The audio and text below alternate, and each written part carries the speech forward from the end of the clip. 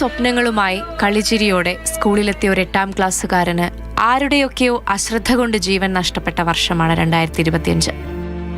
വർഷം എത്ര കഴിഞ്ഞാലും മിഥുൻ കേരളത്തിന്റെ ആകെ നോവായി ഓർക്കപ്പെടും.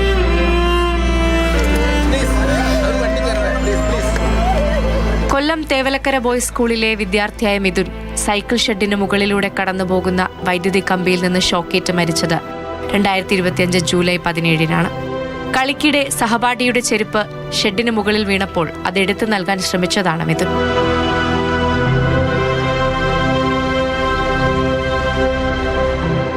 മിഥുന്റെയും അനുജന്റെയും സ്വപ്നങ്ങൾക്ക് ചിറകേകാൻ വിദേശത്ത് ജോലിക്ക് പോയ അമ്മയും മക്കൾക്ക് വേണ്ടി ജീവിക്കുന്ന അച്ഛനും നെഞ്ചു പൊട്ടിക്കരഞ്ഞ കാഴ്ച പോയ വർഷം കേരളത്തെ ആകെ വല്ലാതെ വേദനിപ്പിച്ച ഒന്നാണ്.